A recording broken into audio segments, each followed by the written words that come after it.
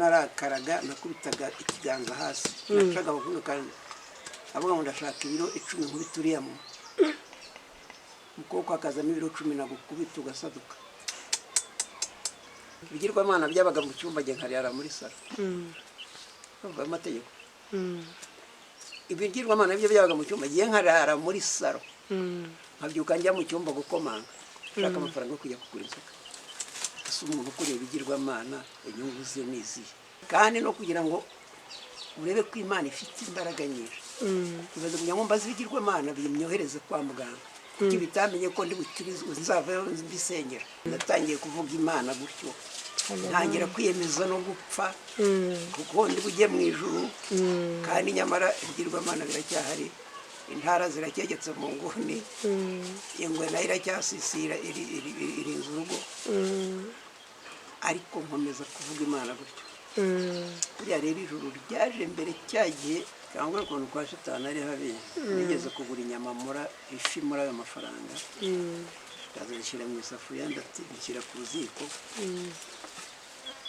mu gikoni ndakinga njya mu nzu ndaryama ndavuga mu gitondo ndakaranga amafi n'ifene mbyuka njya mu kabari umunsi wa mbere wa kabiri wa gatatu wa kane wa gatanu bari ku munsi wa gatandatu mpita nshaka isafuriya ngo nteke ntibuka ko natetse naragiye nsanga ifi zaboreye mu isafuriya zaranutse nateruye isafuriya ndagenda njugunya inyuma y'igikoni mu myumbati isafuriya yogejwe n'imbwa naje kuyibona nyuma imbwa zaragiye zikokora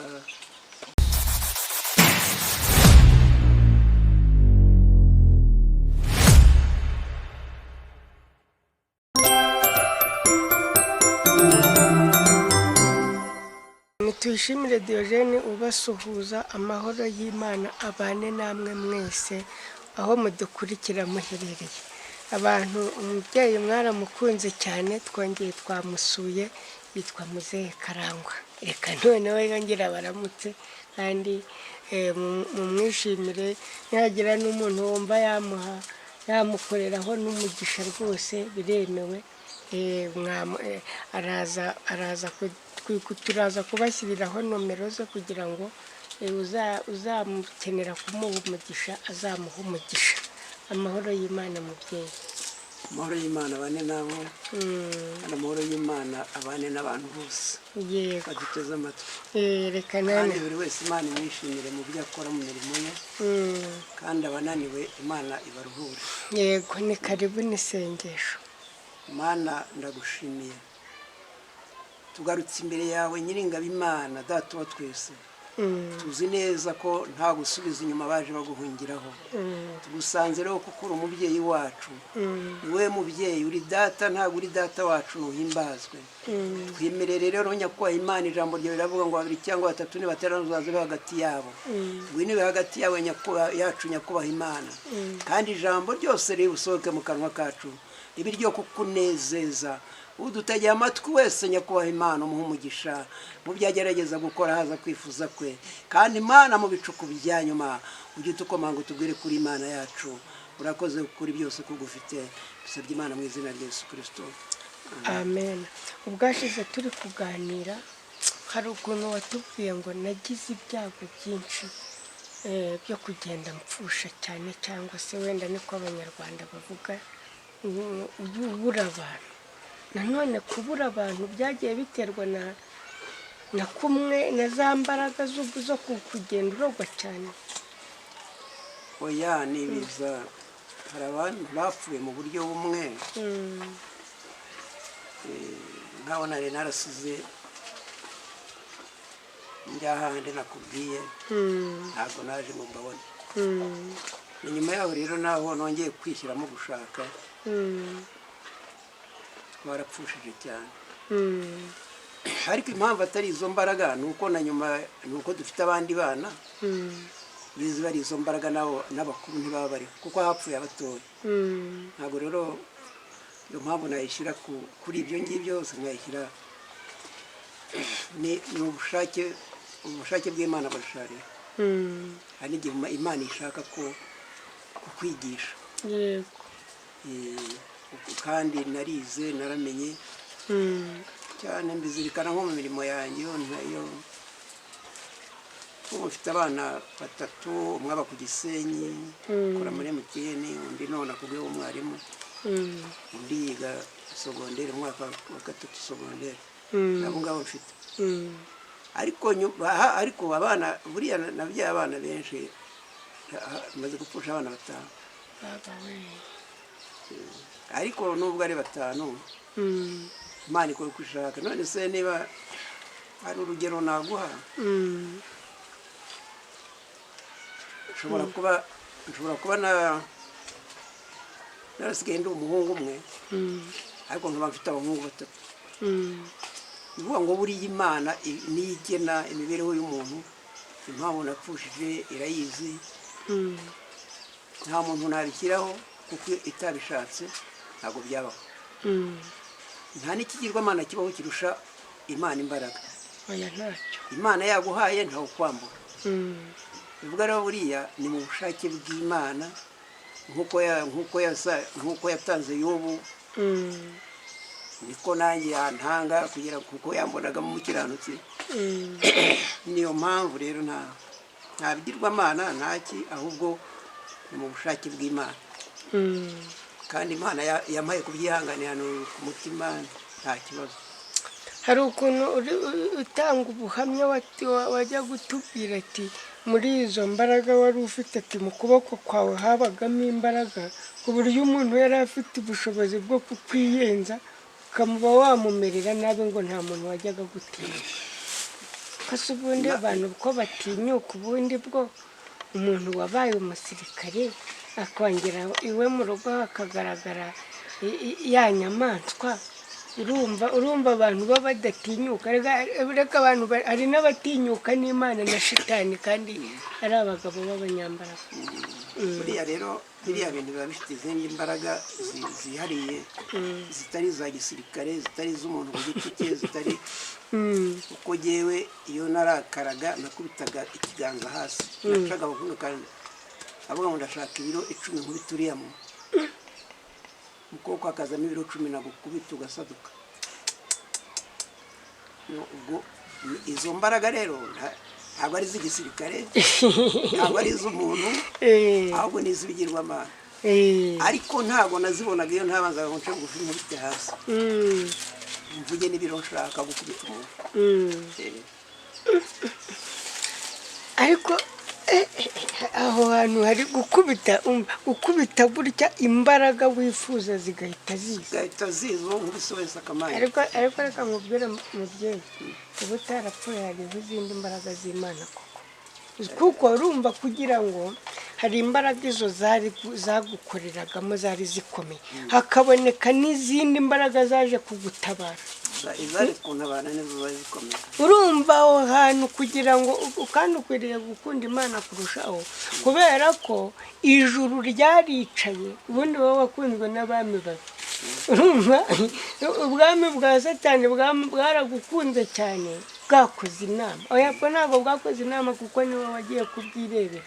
Urumva ariko ubw'ijuru buravuga buti nitudashyiramo imbaraga utugarura uriya muntu arahera muze. Urumva ijuru ryo mu ijuru hari ryarateranye riravuga ati muzehe Karangwa agomba gutabarwa byanga bikunda. Ni imbaraga z'Imana n'ubundi. None se kamubaza ikibazo, iyo nduka amaraso abantu mu rwari bigirwamana, hari ingwe irinze urugo, ariko naruka abantu baza gusenga barira nkababwira ngo Imana irimo gukuramo mabi gushyiremo meza. Imana itari yahageze. Imana yari yahageze. Ahubwo yahageze muri bwa burwayi bagira ngo ndarwaye, nubwo nari ndwaye, ahubwo yashakaga kumpindura cyari mu gishya. Barize ndababwira ngo Imana irimo gukuramo mabi gushyiremo meza, none mujana kurira birajye kuririra iwabo, hano hasigara basengaga. Urwo kw'Imana yari yahageze ako kanya Imana yari ihari. Kandi no kugira ngo urebe ko Imana ifite imbaraga nyinshi, bibaze kugira ngo mbaze ibigirwamana bimyohereze kwa muganga kuko bitamenye ko ndi bukirizwe nzavayo mbisengera. icyo gihe buriya uzi akantu kabaye hariya ni handi havuga muri bibiliya ngo nzagutwikira hariya wari watangiye gutwikirwa ku buryo amakuru yawe ntabwo yari ari kuboneka. Ni bya bindi uhamagara kuri MTN bakavuga bati iyo nomero uhamagaye ntishoboye kuboneka. Urumva nawe ni ukuvuga ngo uko byari bimeze amakuru yawe ntabwo yari akiri kuboneka. Oya ntabwo yabonekaga. Natangiye kuvuga Imana gutyo ntangira kwiyemeza no gupfa kuko ndi bujye mu ijuru kandi nyamara ibigirwamana biracyahari, intara ziracyegetse mu nguni, ingwe nayo iracyasisira irinze urugo, ariko nkomeza kuvuga Imana gutyo. buriya rero ijuru ryaje mbere cya gihe nabazaga ngo ndwaye ikibatikira kandi ujya kwa muganga ubundi cy'abatukura kiriya gihe nyine niho intsinzi yavuye kunyohereza kwa muganga. Hari n'akandi kantu burya kantangaje ukuntu nabwo ngo umuntu yabaga yakurega urubanza ukarukubita hano nta bibazo ufite rwose. Ibyo bikambaga ko ibyo byari bisanzwe kwica imanza abantu benshi bazi kuzica, ariko jye noneho narakomangaga nkababwira ngo ndagiye mu tujyane, ndagiye tujyane, yego bati turajyana.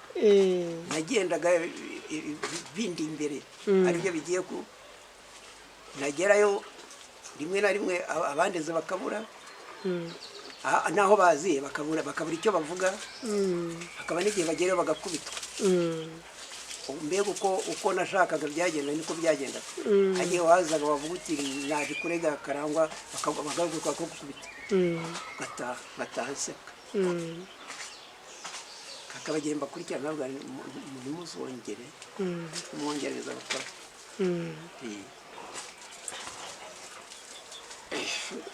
Urega nkubwire hari imbaraga z'Imana, ariko nanone iyo umuntu yahatswe kwa shitani naho haba imbaraga nyinshi. Oya, kwa shitani haba imbaraga, kandi imbaraga zaho ukuntu uburyo nabonye zikora ntabwo zivuna, ubona yuko ari ibintu biri otomatike. Urumva ni ukugenda buriya mpamvu abantu benshi ubona Imana kuyikunda bibagora, ku Mana biragora, bisaba gutegereza kwihangana. Hariya rero ho ntabwo do kugira utya mu gihe wewe wamajije kwemerwa yakwemeye ibintu byawe biba biri otomatike. Naho rero ku Mana ahubwo ahantu bigoranira abantu batazagira n'umuntu uvuga ngo imbaraga za shitani ntizikora, zirakora, ariko twebwe twari n'urundi ruhande natwe ubwacu twamaze kubogamiramo. Urumva twabogamiye ku ruhande rw'Imana, ariko aba satani nabo babona ibitangaza byabo. Uretse ko muzeke nabonye biriya bintu bishobora kubamenya, uretse ko njye ntabibayemo ntabyo nzi, ariko menya abantu babikoresha batajya bagira amahoro n'umunezero. Ibyo bintu urabyo wabivugaho icyo nakubwira, bigira amategeko y'ubukoroni. Ubwo nanjye narindi kuvuga ibyo byose. Nkanjye nari mfite matera 3 mu rugo, ariko byantegetse kuzigurisha aho mariye kubitunga nkajya ndyama ku musambi. Ukaryama ku musambi kandi byaguhaye n'ibihumbi 500, ahubwo se sinumva 500 miliyoni se nibayemaga. Ariko itegeko ryari kuryama ku musambi. Yewe bya bintu nuko hasi kurambika hasi gutya ukaryama. Ariko nyine kubera ko nta bwenge ufite n'ibitutsi biraza ko waba umeze ko se naryama hasi ngasinzira. Yego wasinzira. Ariko icyo gihe naryamaga hasi nkabyuka nkomanga bakamafara nkajya kunywa inzoga. Nagiraga abantu bambyinira barahimbye indirimbo ku mafaranga yose y'igihugu wayaha Karangwa twese twakira, bakabyina ntibabahesha babahena. Ngo kahimbye iyo ndirimbo ejo bundi gaheruka gupfa, babyagwa nuko kapfuye kadakijijwe. Ariko karambyiniraga cyane nyine nkagurira abantu bose aho inzoga. Nageraga mu kabari nkabaga ntihagire wongera kugura inzoga zose ngaziguze nangahe nkayishyura. Natanga ryama ku musambi wumve ukukorera ishitani ko ari ikibazo. hakoze mu by'ukuri baba babona uryamye kuri matora bitakurika ngewe buriya ngo nijoro ngo ugahinduka bigira amategeko wenda aha ngaha ugira ureba abo bantu batunze ibigirwamana ushobora gusanga umuntu afite miliyoni 80 kuri konti ariko wagera iwe mu nzu ukabura aho wicara akagura ipantaro igasaza atayimeje ikigirwamana abantu bashatse bava muri ibyo kuko twe twabibayemo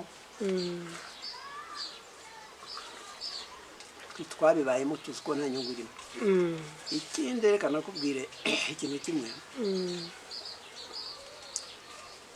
buriya gukizwa waraciye muri biriya bintu biba byiza yego impamvu biba byiza nk'ibyago nagiye ngira banyirukana mu matorero ngo ndi umurozi kubera ubwo buhamya ndi ibiki iyo mba ntarabanye nabyo ngo ndare ku musambi mba narasubiye yego kubera ko banyirukanye ariko noneho ndareba nka wese ubundi kandi usubiyeyo biranakwica uhita upfa kubera ko nta cyizere uba ugifite bihita bikwica ubwo rero buriya abantu bari gukizwa nyagukizwa kuko mu mana aragamuze wimbwira ngo abantu bakizwa ntabwo abantu rega bigeze bakizwa abantu bo bagendeye mu kigare kubera ko yabonye umushuti we ari yagiye nawe akagenda ubundi gukizwa si no kureka ibyaha ahubwo gukizwa ni igihe muri wowe harimo impinduka hari igihe rero umuntu amara ibyumweru 2 adasambanye akagira ngo yakijijwe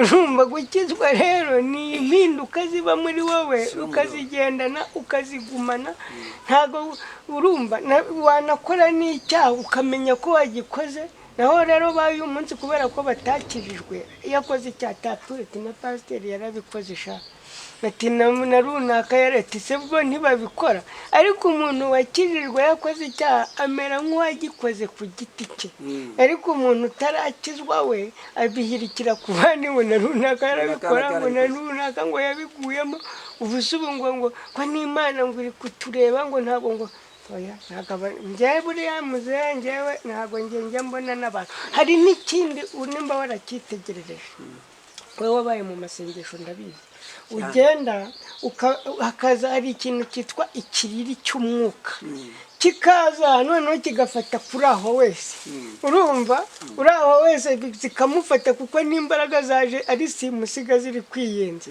n'umuntu wese uri aho ngaho zikamufata noneho bati nuriya nawe yabaye umuhanuzi nyine yagize ubuntu umwuka aza mu gihiriri urumva umufataho none wagiwe n'umuntu avuze mu ndimi hano ati uriya ni intama ariko abantu ntabwo bigeze bakizwa papa gukizwa n'impinduka ikuzaho wowe ubwawe nta n'umuntu wirirwa gutangira ubuhamya ubwawe muri wowe uba wumva ko wakiriye impinduka kandi hari n'umuntu umara n'umwaka adakoze bya bundi reka nkubwire papa wabonye yuko hari ibyaha by'amadini hari ibyaha by'abadive urumva abadive ibyaha byabo ni ugusega gukora ku isabato icyo ni icyaha cy'umudive ariko si icy'umwadeperi urumva kunywa inzoga ni icyaha cy'umwadeperi ariko si icy'umugatolika urumva ni ukuvuga ngo buri dini ubwaryo rifite icyaha cy'idini ariko ubundi Imana yo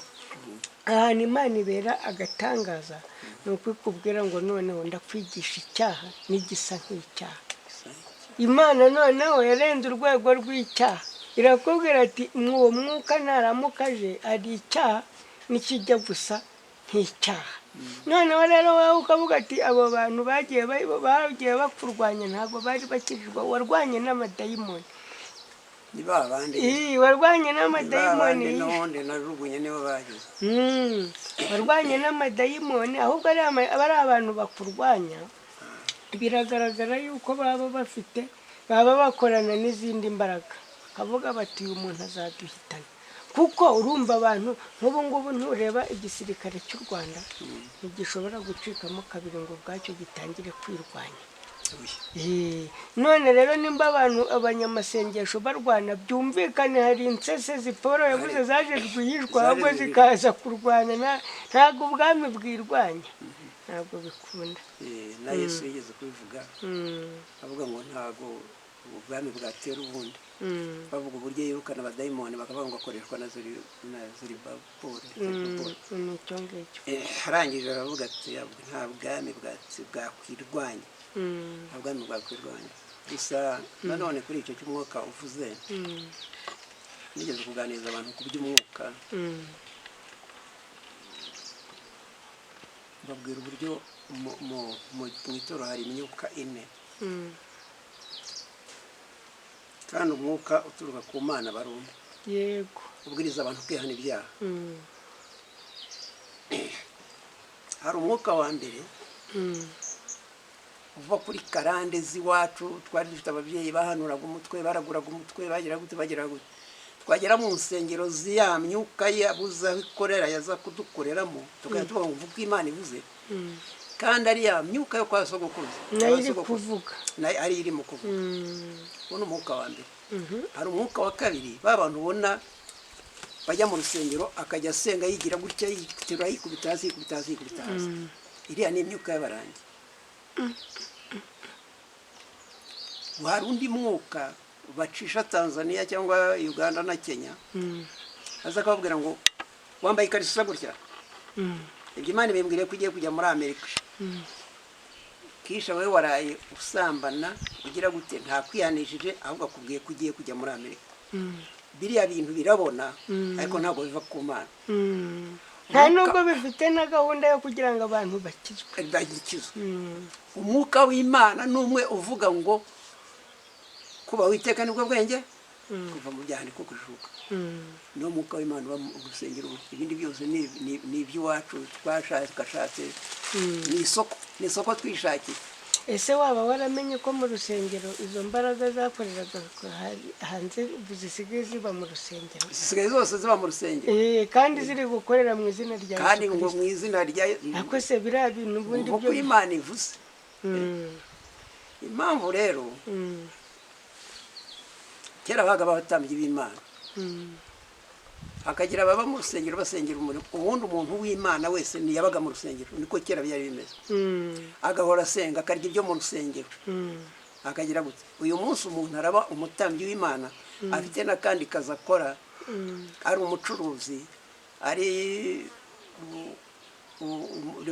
ari umusirikare yiriwe ku rugamba aje kububwira ubutumwa yahuye n'ibintu runaka ntabwo yigeze abona umwanya wo gusengera itorero akaza akakubwira ijambo ryanditse muri Bibiliya gusa ariko ubwenge bw'Imana ntabwo afite kubera ko si byabamo impamvu rero kera ibyo bitazaga mu rusengero ni ba bantu b'Imana babaga mu rusengero ariko uyu munsi abantu bibera mu mirimo yabo bakaza mu rusengero nk'uje ku kazi ukwezi kugashira agahembwa nta kintu rero niho itandukaniro niyo mpamvu n'ibyo itorero ry'Imana ryinjiriwe iyo umuntu aza akakwanga akahanura ngo Imana ivuze ko uri umurozi batuvuga ari Imana ivuze ntabwo iyo myuka bazi ko iri mu rusengero ntabwo bazi gutandukanya Imana imvugo y'Imana n'itari y'Imana ariko turi ahangaha nifurije abantu gukizwa rwose ko turi mu bihe bya nyuma kandi biruhije kandi abantu bagikizwa cyane bari bafite amahoro hari umushuti wanjye njya nkunda kubwira ngo igihe cyose tutari turimo dushaka ubukungu cyane turi gushaka Imana nibwo twari turyoheye kuko ibyiringiro byacu byari biri mu ijuru niho byabaga ariko uyu munsi biragoye ubona yuko abantu ahubwo bazanicana kandi bapfuye iby'isi kandi bakijijwe ese wamenye ko abapasiteri nabo bashobora kuba hari ahantu barwanira ku ruhimbi bapfuye amaturo ubu none zo urumva abo bantu bakubwira ibyo kujya mu ijuru ariko bo batari bo bari ku isi twagiye tugira ikibazo urumva cy'abantu bagiye batwigisha nabo bitabarimo ahubwo uzarebe ikintu nge napfuye n'amadini burangiye mfitanye ikibazo gikomeye n'amadini idini rimwe riraza rikavuga ati iyi nzoga ni icyaha irindi riti kudefiriza ni icyaha irindi riti nudasenga ku wa gatandatu uzaba ufite ikintu gikomeye cyane kwa padiri nabo bati nyamuna kunywa inzoga y'umuntu wishingiye ufungirwa amasakaramentu yawe. Buri dini rero rifite utuntu, ariko iyo bageze ku kantu kitwa agaturisho nta dini na rimwe rijya rirwanya agaturisho. ariko kabazanye buriya abamwana biriya bintu ni ntuza ubushakashatsi bikurikiye aho byagiye bituruka. ubundi amaturo ntabwo yavaga mu rusengero, ngo ijambo ry'Imana rivuga ngo mumpimbarishe amaturo n'icya cumi kugira ngo inzu y'Imana itabamo ubusa. none muratura bagashyira kuri banki, ukwezi kwashira bagahembwa. ubwo si inzu y'Imana y'imiki? nta kintu kirimo, kandi ubundi tura ni ukugira ngo mu nzu y'Imana habe harimo kawunga. umukene uhagera arya. ubu ngubu insengero nyinshi wagera wasanga nta n'akaritiro k'ubuto kabayo. birya ndetse ko pasiteri ataba ku rusengero. ubundi se ubu ngubu uramutse uhuye n'igikomere ubu wajya kureba ndi. ubu ndakubaza nkawe umubyeyi wenda mukuru mu idini, ko pasiteri yabaga ku rusengero, ubu amaturo. ariko ubundi njye hari n'ikintu nibaza, njye rero ntabwo nyifite ubwoba ngo bazanyiruka, ahubwo ndibaza ngo sibyo ubundi abantu batura amaturo yo kumara iki? ubundi amaturo nagusobanura ko byare ibisabwa ngo mu nzu y'Imana habemo ibyo kurya. none nimba nta byo kurya n'ababirya bakaba batahaba, impamvu rega bitahari ni uko ababirya batabayo. none abantu maturo bari gutura uyu munsi aritwa y'iki, kandi icyo agomba gukora atari cyo gikorwa. ubundi cyari gikwiye nuko hagira umutambyi uba mu nzu y'Imana, kandi ubikwiriye abantu bagatanga amaturo. ariko igihe nta mutambyi urimo, n'ubundi n'amaturo utanze atarara mu nzu y'Imana, igihe mbona kuyatanga nta n'icyo bimaze. nubwo yatanze uba uri umufatanyabikorwa mu kubera yuko urumva ngereka nkubwiza ukuri. ubundi umuntu aba pasiteri ate ataragira n'imyaka 30, nta myaka 40. bigeze kuza kundeba barambwira ngo twakuboneye ahantu ho gushakira ibiryo, ngira ngo ni akazi bamboneye, ngo bagiye kongera mwarimu. none singiye gukora umurimo w'Imana, ahubwo ngo ngiye ngo bambone ahantu ho gukura ibiryo se biye. urumva ndireba ndiyinira ndeba imyaka mfite, ndavuga nti ntabwo nari nagera ku kigero cyo kuba umushumba. agomba kuba ari umuntu ukuze, washize ibinya n'irari n'amaraso ya gisore n'umuvuduko, uri kumva, akaba ari umuntu uyoboye umuryango we neza. urumva ku buryo ujya kumureba mu rugo rwe ugasanga niwo haba amahoro. ariko ntabwo umuntu w'uwo mwana ngo yabaye ngo mwarimu, niho wumva ngo inda baziteye abakirisitu. ariko hari icyo nakubwiriye cy'itorero. uyu munsi no kuba mwarimu basigaye batanga ruswa, no mu isonga habamo ruswa. kuba pasiteri bakareba imitungo utunze, ntibareba ijambo rikurimo, ahubwo bareba imitungo utunze kugira ngo bazabone icyo bagukuraho. no kuba umudiyakoni byose. bivuge rero ngo abantu batwumva ntibakunda Imana, niyo yonyine ibafashe mu kuboko kwayo. naho pasiteri ni umuntu nk'abandi, n'ibiseseka ntibiyorwe, ni ukuri niko ameze. ikindi jambo ry'Imana nta gitabo yavukanye, ni icyo agura nk'ibi byose dufite. ariko icyaba cyiza nuko abantu bakizwa ko iyo wakijijwe Imana ikugirira neza. iyo wakunze Imana nayo iragukunda, iyo wasanze Imana nayo iragusanga. Bibiliya iravuga ngo nutera intambwe imwe gusa nzatera 99 ngusanga. kandi Imana yatubwiye ko ifite ubutabazi bwose mu isi no mu ijuru. abantu bari bakwiye gusanga imana kuko niyo yonyine yo niyo kwiga. yonyine, niyo byose uyifite nibwo buzima uri mu mana. kandi ikindi abantu bari bakwiye kwikuramo, wishinja ikintu kibi umuntu utambonanye, kuko niba untunze urutoki rumwe zisigaye zose nawe zirakureba. kandi Bibiliya iravuga ngo ntabwo zifite abacamanza, umucamanza ari ku ntebe. gusa icyo nakubwira cyo, itorero abantu barihinduye bizinesi, abantu bari bakwiye gushaka imana mu buryo bwose, ariko ko mu rusengero abantu bagiye bagakomerekerayo cyane. abantu bajyaga bagakirirayo, none ubu bagiyeyo bagakomerekerayo. urumva niho ikibazo kiri ubu ngubu kandi gikomeye. abantu rero baba bagukeneyemo ibintu nk'ibi ngibi kugira ngo baganirize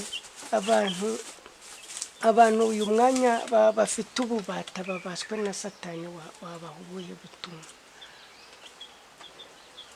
buriya rero ikintu navuga n'icyo nabuze nsubiramo, gukorera shitani ni uburetwa bubi kandi buzakugiraho ingaruka mbi. buriya hari abantu batunga ibigirwamana,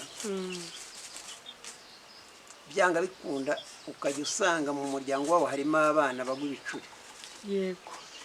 wakishimira yuko afite amafaranga, afite ubutunzi, ahinga akeza kubera bya bigirwamana bye, ariko mu rugo rwe ugasanga harimo umwana warwaye amavunja kugera no ku munwa, kandi ntabe yamuhandura kugira ngo ubukire bwe bukomeze bubeho, ntabe nayagira n'ubwenge bwo gukurikiranira uwo mwana, ahubwo akumva ko ubwo uwo mwana ameze gutyo ari we ufite, aribwo afite pawa mu byo akora. gukorera shitani nta nyungu ibamo, kubera ko jyewe yari yarantegetse kuryama ku musambi. abantu nazigurishije matera zanjye mbaza amazina, tugiye iwacu nabakwereka yatwaye matera, yatwaye matera, ariko ntabwo bari bazi ko ari ubukene ngurishiriza, ariko njye nari nanategetswe ko zivaho, kuko narasindaga nkaza nkaziryamaho. noneho naryama ibintu bikanjombagura imbavu, nkabyuka nkajya hasi. ugiye bantegeka kuzigurisha kuko nasindaga ntabwo wakurikizaga amabwiriza. ntabwo nakurikizaga amabwiriza. ubundi iyo nzirunda hariya nkiryamira hasi nta kibazo, ariko kugira ngo nzigurishe nazaga naryama, ibintu bigatikura nkahindukira nkumva ko nakojeje nkajya kuryama hasi. hari niba byarabonye bizanyica birambwira bantegeka kugurisha. ndagurisha matera zishira mu nzu, nkajya ndyama ku gasambi. noneho muri saro ibigirwamana byabaga mu cyumba njye nkarara muri saro. urumva amategeko. ibigirwamana byo byabaga mu cyumba njye nkarara muri saro, nkabyuka njya mu cyumba gukomanga nshaka amafaranga yo kujya kugura inzoga. ese umuntu ukuriye ibigirwamana inyungu ze ni izihe? ntazi. hari n'abandi byagiye bibaho bakibirimo, ariko ashobora kukubona wambaye ikoti utembera ukabona araguhunze kandi mwari muzima. yego. kubera ko ko umuntu arwara umugese boshye icyuma. yewe nari nararwaye umugese, ntoga mbyukira mu kabari, nkaza nkaryamaho hasi, ugacya nihungura ngasubira mu kabari. umuntu wese ukorera ibigirwamana, mugira inama mu izina rya Yesu, Imana imufashije yabivamo, kuko umusozo wabyo uba mubi cyane, nibutse n'abantu ko uyu musaza bari kureba ari umuvugabutumwa, abafite insengero bamutumira akajya abwiriza, abafite icyo bamufasha bakamufasha agakomeza agasenga. nasanze nta na telefone ya simatifone uragura, cyangwa ntayo nabonye. iyo ngiyo igomba kuboneka mu izina rya Yesu Kristo, kugira ngo nawe uzagukenera abashe kukubona. kandi umuntu urakorwa ku mutima agomba kukugurira telefone. nawe ubundi byo uri kumva ko nta satani akoresha bugahato, nubwo natwe njye navuze ngo mu Mana two turarindira, ariko urasenga cyangwa ukabireka. Mu Mana habamo ubwinyeganyirizo. Iyo ushatse wumva unaniwe urasenga, wakumva wishimye ugasenga, wakumva no ushaka no kubireka ukanabireka. Ariko urumva kwa satani we ntabwo wabireka bitakugubanuye. aho kwa satani bibera bibi, nk'ayo mafaranga nafataga sinashoboraga kuyararana. bivuga ngo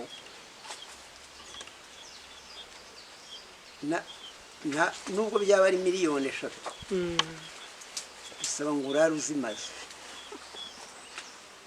niko itegeko ryambwiraga, ariko jyewe kandi namaraga kuyamara nkaryama ntumva. igitondo nakanguka ngakabakaba ngo numve ko ndyamye hasi nyine nkemera ko mwageze iwanjye. nkabyuka nkaraba mu maso nihura isubira mu kabari. Yego. ariko nabanza kujya gukomanga kuri za ntara. ubwa mbere bamaye 500 nyine, ubwo bamaye 500 naragiye nuguriye abantu isuka ntaha neza nyarangije. nahoraga n'abantu kugira ngo abahereze amafaranga gusa.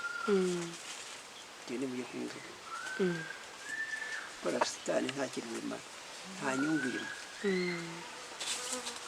none se wibwira ngo ibyo bintu iyo biba bifite akamaro,